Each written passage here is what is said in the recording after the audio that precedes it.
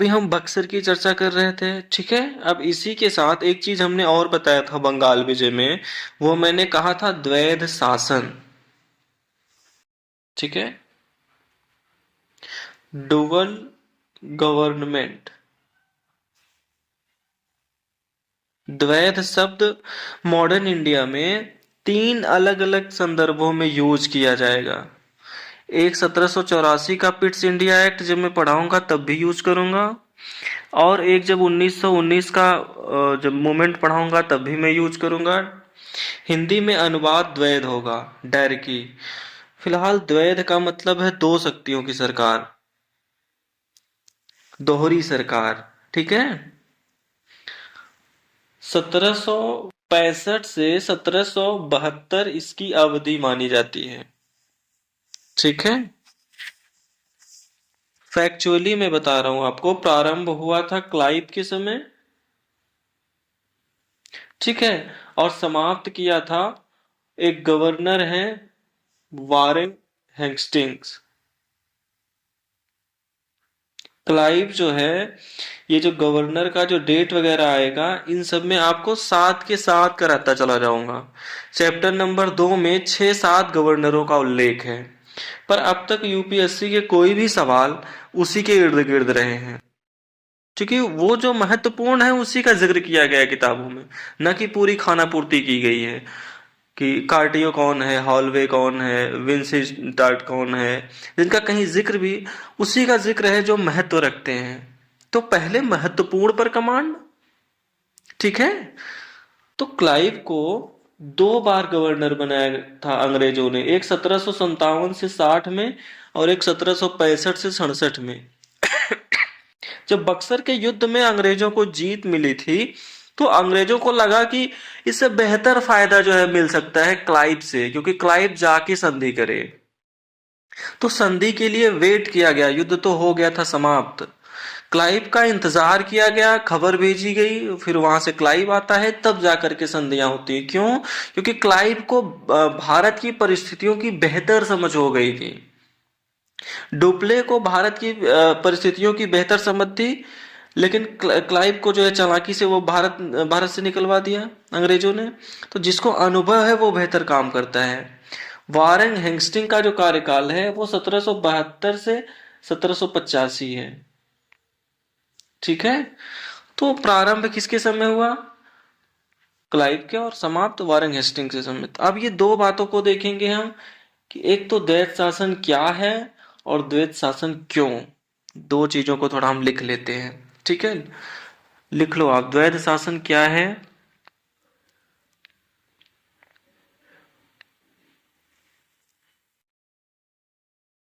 लिखो, 1765 से 1772 के मध्य बंगाल पर, बंगाल पर 65 से 72 के मध्य बंगाल पर कंपनी एवं नवाब के अधिकार के संदर्भ में इस शब्द का प्रयोग किया जाता है।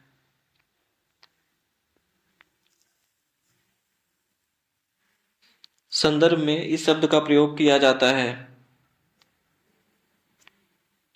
ठीक है।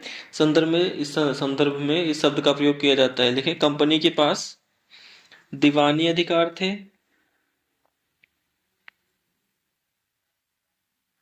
कंपनी के पास दीवानी अधिकार थी, वही नवाब के पास प्रशासनिक अधिकार या निजामत, वही नवाब के पास प्रशासनिक अधिकार या निजामत,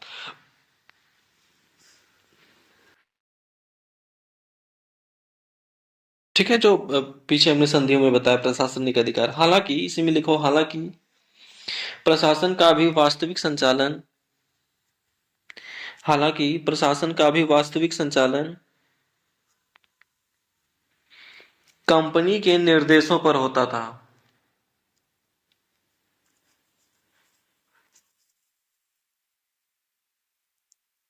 कंपनी के निर्देशों पर होता था, इसीलिए द्वैध शासन के संदर्भ में द्वैध शासन के संदर्भ में यह भी कहा जाता है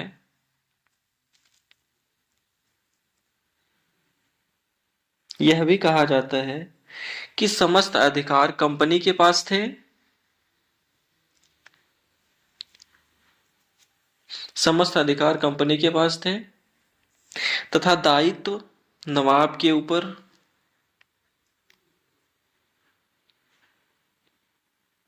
तो दो तरह से द्वैध शासन को देखा जाता है, ठीक है। एक देखा जाता है कि दीवानी और निजामत ऐसे हो गया, बट एक्चुअल में प्रशासन भी तो कंपनी के पास ही थी, जो कंपनी की सलाह से ही शासन हो रहा था। तो फिर इतिहासकार विद्वान बिपिन चंद्र जैसे विद्वान भी कहते हैं कि वास्तव में सारे अधिकार तो कंपनी के पास है, ये क्या होगा बंगाल में, सब कुछ कंपनी डिसाइड करती थी, बस करना नवाब को है। रेवेन्यू कलेक्ट से लेकर के सब सारी व्यवस्था कंपनी जो कहेगी करना वही है तुम्हें। ऐसे भी दोहरा बताया गया है, डुअल बताया गया है।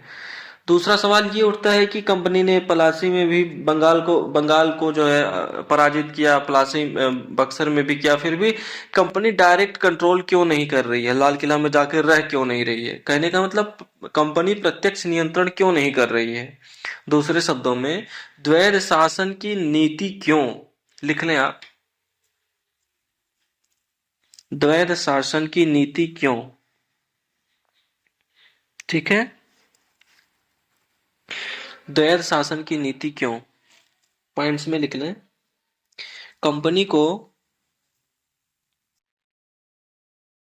कंपनी को भारतीय प्रशासन का विशेष अनुभव नहीं था, कंपनी को भारतीय प्रशासन का विशेष अनुभव नहीं था।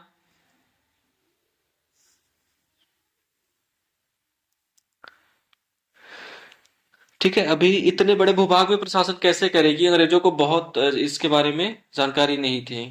अगला पॉइंट लिखें, अनुभव नहीं था। दूसरा लिखें, प्रत्यक्ष प्रशासन की स्थिति में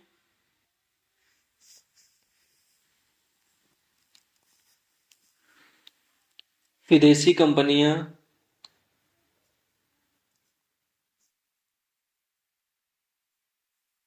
एकजुट होकर कंपनी का विरोध कर सकती थी।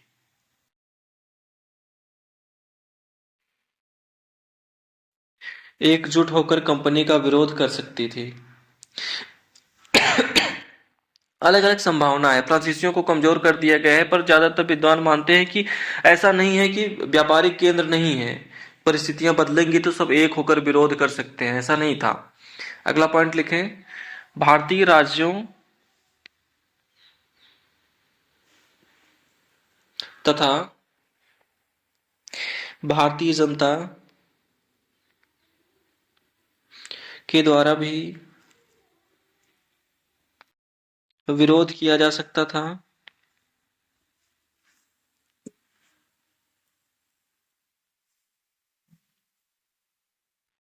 एक और पॉइंट लिखें, किया जा सकता था, एक और पॉइंट लिखें, लिखो, कंपनी का मुख्य लक्ष्य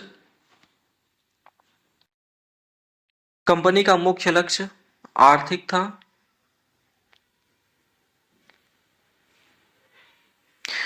मतलब कंपनी का मेन गोल था कि पैसा आ जाए, बाकी झंझटों से दूर रहे। यदि पैसा आ रहा है तो नियंत्रण लेने की जरूरत नहीं है, फिर लगेगा कि नहीं और पैसा आ जाए, नियंत्रण लेगी भी तो उसका गोल होगा कि और अधिक पैसा आ जाए, और फिर वो मनमानी तरीके से रेवेन्यू बढ़ाएगी। तो वो समझ नहीं पाएंगी, चीजें थोड़ी उलझ जाएंगी, नुकसान भी होगा कंपनी को। उन्हीं सब मनमोह को ध्यान में रखकर फिर वो अपने इकोनॉमिक सिस्टम को भारत में डेवलप करेंगे। एक और पॉइंट लिखें, कंपनी कंपनी एवं ब्रिटिश सरकार के संबंधों को कंपनी एवं ब्रिटिश सरकार के संबंधों को पुनः परिभाषित करने की भी आवश्यकता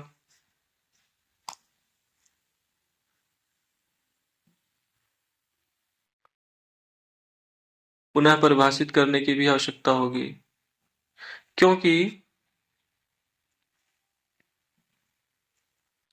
क्योंकि कंपनी को व्यापारिक उद्देश्य से चार्टर दिए गए थे।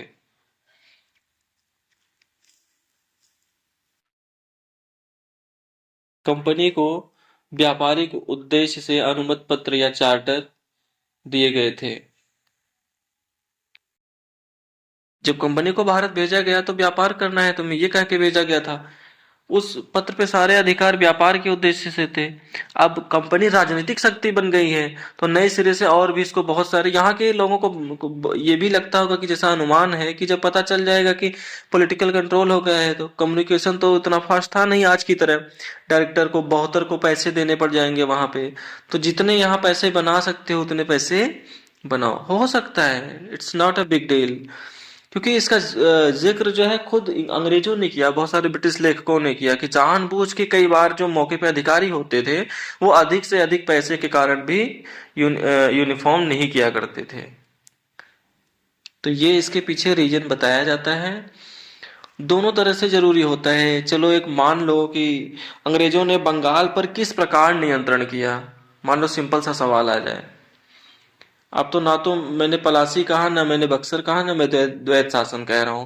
अंग्रेजों ने किस प्रकार बंगाल पर शासन किया, तो आपका पलासी का भी जिक्र करना पड़ेगा, बक्सर का भी जिक्र करना पड़ेगा और द्वैत शासन का भी जिक्र करना पड़ेगा। ठीक है, तो क्वेश्चंस ऐसे धीरे धीरे उसका दायरा बढ़ता चला जाएगा। ठीक है, जो क्वेश्चंस पूछे जाते हैं एग्जाम के अंदर, है ना। तो चलो ये तो हो गया, 72 में वारेन हेस्टिंग गवर्नर था, कंट्रोल कर लिया।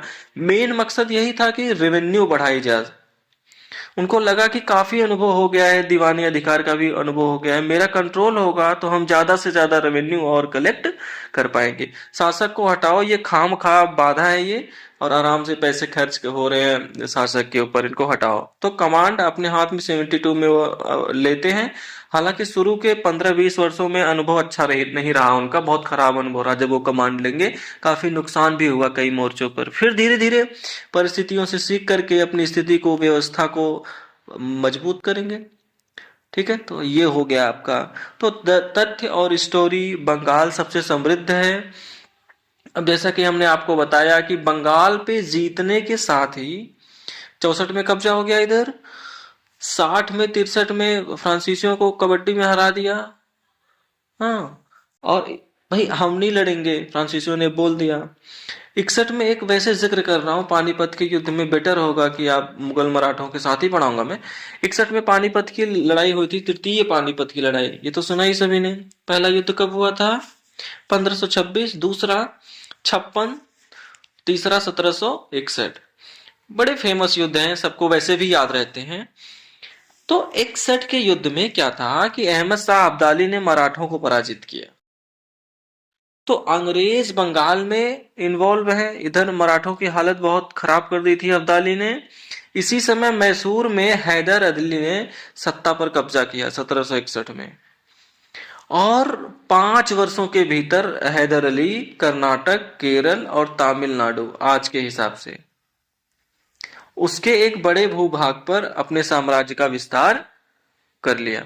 तो मद्रास में जो बैठे हुए अंग्रेज थे वो चिंतित हो गए कि ऐसा ना हो कि कल ये हमें भी चुनौती देने लग जाए। तो जब हैदर का रफ्तार तेजी से बढ़ा तो फिर यहाँ निजाम भी चिंतित हो गए, क्योंकि निजाम का इलाका भी छीन रहा था। यहाँ मराठे भी चिंतित हो गए और अंग्रेज भी चिंतित हो गए। तो फिर अंग्रेज, मराठे, निजाम तीनों ने गठजोड़ बनाया कि भाई इसे रोकना है। तो एक तरफ भारतीय और अंग्रेजों की महत्वाकांक्षा, दूसरी तरफ हैदर की महत्वाकांक्षा प्रथम आंग्ल मैसूर युद्ध का कारण बनी। एक जो वॉर होता है जैसे बक्सर का युद्ध, जैसे प्रथम मैसूर युद्ध में बताऊंगा अभी, उसमें कई सारे लड़ाइयां होती हैं, बैटल होते हैं। जैसे मान लीजिए हम लोग मुखर्जी नगर इलाके में रहते हैं, तो कुछ भी कहा जा सकता है कि जैसे मान लो एक लड़ाई यहाँ हो गई तो पंजाब एंड सिंध बैंक का वॉर, फिर बत्रा की लड़ाई, नेहरू बिहार की लड़ाई, battle of Nehru Bihar, battle of Batra, ऐसे करके ना बहुत सारे बैटल का जिक्र मिलेगा आपको, बहुत जगह भी आएगा। मुदकी, फिरोज शाह, मधुपा, अलीबाल, गुजरात, तमाम तमाम आएंगे आपको, जलियावाला। तो ऐसे 8 बैटल तो पंजाब पंजाब में हो जाएंगे। ऐसे बहुत मिलेंगे, जहां जरूरत होगी वहां बैटल को हम लेंगे, जहां जरूरत नहीं होगी वहां बैटल को नहीं लेंगे। हाँ, किताब में कुछ बैटल का उल्लेख है। किताब पढ़ने का मतलब है कि 2-3 पैराग्राफ भी पढ़ना, लेकिन मन से पढ़ना। ठीक है, हर एक लाइन को ठीक से पढ़ना। किताब पढ़ने का ये मतलब नहीं है कि हमने खाना पूर्ति कर ली है। मैं समझा रहा हूँ अभी आपको, ठीक से पढ़ना। अभी अब 3 ही पैराग्राफ पढ़ना, ठीक से पढ़ना, क्या क्या पढ़ा उसका क्या निष्कर्ष निकला, धीरे धीरे आगे बढ़ना और मजबूती बढ़ना। बहुत सारे इसमें बैटल है। कभी कभी ना क्वेश्चंस में देख रहा हूँ, कभी फैक्चुअल हो जाते हैं एग्जाम, तो किसी को पता नहीं होता है कि कितना फैक्चुअल होना है। तो किताब बहुत बढ़िया सप्लीमेंट का काम करता है। खैर, वो तो एक अलग बात है। तो फिर दोनों तरफ से लड़ाइयां हुई, फाइनली ये लड़ाई बराबरी पे समाप्त हो गई, कोई नहीं जीता इसमें। ठीक है, दोनों ने समझौता कर लिया भाई कि ऐसा कर, तेरा क्षेत्र तुझे लौटा दे रहा हूं, मेरा क्षेत्र मुझे लौटा दे, मामला निपट गया। फिर अंग्रेज थोड़ा फिर बेचैन रहते थे थोड़ा। अब क्या हुआ कि महाराष्ट्र में उत्तराधिकार का युद्ध शुरू हो गया। ठीक है, जब महाराष्ट्र में उत्तराधिकार का युद्ध शुरू हो गया तो जिसको पेशवा प्रधानमंत्री बनना था मराठों का प्रमुख, वो नहीं बन पाया, वो अंग्रेजों के पास पहुंच गए, भाई मदद कर। अंग्रेजों ने देखा कि बंगाल में जो काम हुआ वो यहां भी कर सकते हैं, भाई उत्तराधिकार का युद्ध की समस्या है। यहां भी एक लड़ाई शुरू हो गई मराठों से। मराठे लड़ने में ठीक ठीक थे अपने क्षेत्र में, मराठों ने अंग्रेजों को मतलब अलग अलग बैटल में हराया, कुछ बैटल में अंग्रेजों की भी जीत हुई। जब लड़ाई चल ही रही थी तब हैदर भी कुछ अंग्रेजों से नाराज था ही। हैदर को लगा कि सही मौका है। हैदर ने मराठों को बोला कि मैं तुम्हारा भी साथ दूंगा, निजाम को भी अपने साथ जोड़ा, तीनों भाई मिल करके जो है। ठीक है, कभी कभी एकता दिखेगी। फिर एकता दिखी एक बार, अंग्रेजों को चुनौता यहाँ पे दूसरा मैसूर युद्ध भी हो जाएगा, बट फैसला नहीं होगा, बराबरी पे समझौता होगा। तब अंग्रेजों के द्वारा फिर एक बार कि भाई एक साथ तीनों शक्तियों से लड़ना ठीक नहीं है, मराठे, निजाम और हैदर। और अंग्रेजों को रियलाइज हुआ कि इन तीनों में सबसे जो है मजबूत हैदर और टीपू है, उसका बेटा। ये फ्रांस, तुर्की, ये हमारे सारे विरोधियों से ये मित्रता कर रहा है, ये समझ रहा है कि हमारी हैसियत और ताकत के बारे में। ठीक है, तो इसके राष्ट्रवाद, समानता, स्वतंत्रता जैसे यूरोपीय विचारों से भी ये अवगत है। तो ऐसा कोई भी शासक जो है भारत में ब्रिटिश हितों के लिए बहुत खतरनाक। फिर अंग्रेजों ने योजना बनाई कि पहले इससे निपटा जाए। तो अब क्या करेंगे अंग्रेज, प्रत्येक कीमत पर जो है निजाम और मराठों को अपने साथ जोड़ के रखेंगे, पैसा और क्षेत्र कला बाकी सारी चीज। मैसूर से तीसरा युद्ध होगा, टीपू सुल्तान को हराया जाएगा। चौथे युद्ध में टीपू सुल्तान शहीद होंगे या उनकी मृत्यु हो जाएगी। तो जैसे मैसूर पूरी तरह से खत्म हुआ, वैसे अंग्रेज फिर निजाम को धमकाएंगे, भाई तुम्हें जितना क्षेत्र और पैसा दिया पिछले 2 युद्धों में सब वापस करो। ठीक है, और फिर मराठे अब अकेले बच जाएंगे दक्षिण में। फिर अंग्रेज पूछेंगे कि अब तेरा क्या होगा होगा संभाव, तो कि एक निकल गया, ये निकल गया। तो it's a story, connected story. अंग्रेज हारते भी थे तो ठीक ठीक रिलेशन फ्रॉम दैट, कि मुझे अब कैसे रणनीति बनानी है। और हम उनको हराते भी तो अपनी दुनिया में मस्त फिर एक बार। तो उसका कुछ युग दौर ऐसा आएगा कि हमारे अंदर जागरूकता नहीं थी, कि जब जागरूकता आई तो फिर क्या महाराष्ट्र, क्या बंगाल, क्या दक्षिण भारत, देश के हर कोने से अंग्रेजों के विरुद्ध आवाज उठी। वो युग भी ऐसा था, हम ही नहीं, एशिया और अफ्रीका की भी यही परिस्थिति थी। उसी में टीपू सुल्तान, रणजीत सिंह जैसे अवेयर शासक भी हैं, जो दुनिया में होने वाले बदलावों को समझ रहे हैं। टीपू सुल्तान को जब हराया जाएगा, वही दौर यूरोप में, फ्रांस में नेपोलियन का भी होगा थोड़ा बहुत। फिर जनरेशन नेपोलियन के बारे में भी 2-4 बातें बताऊंगा मैं आपको, वो सब घटना कैसे हमारे इतिहास को प्रभावित कर रही थी। और जब ये सारी घटनाएं भी हम पढ़ेंगे तो इसी में एक अमेरिकी स्वतंत्रता संग्राम का भी जिक्र आएगा, अभी मैं लिखवाऊंगा 1 बाय 1। तो ये सब तो हमें पढ़ना है विश्व इतिहास में। बट अमेरिका में 1776 से 83 के बीच में तो अमेरिका भी अपने यहाँ बिजी था, भारत में भी। तो जो है ये कई मोर्चों पे जो है लड़ाई चलती थी। जब किताब पढ़ोगे तो जिक्र होगा फ्रांसीसी क्रांति, नेपोलियन, अमेरिकी क्रांति, जैसे जैसे जिक्र आता जाएगा मैं भी अभी कराता जाऊंगा आपको, है ना। ठीक है, तो वहां भी घटना घट रही है, उसका इम्पैक्ट भी भारत में है। अभी आप आगे देखोगे, अमेरिका में अंग्रेजों की हार हुई थी और अमेरिकी सेना जो है कॉर्नवालिस था, कॉर्नवालिस बहुत खफा था कई नीतियों से।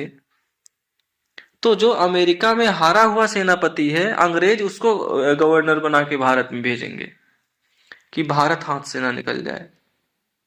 तो जो घटनाएं अलग अलग घट रही हैं दुनिया के नक्शे में, वो सब भी कनेक्टेड हैं, क्योंकि अंग्रेजों का साम्राज्य ही इतना बड़ा था। तो विश्व इतिहास वाली क्लास में क्या होता है कि बहुत विस्तार से हम पढ़ते हैं चीजों को। अभी जितना किताब में है बस उसको मैं समझा दिया करूंगा 2-2 मिनट में कि ऐसा हुआ था। ठीक है। तो उससे भी आपको किताब आपको समझने में हेल्प मिलेगा। अब आप एक शीर्षक दो, लिखो।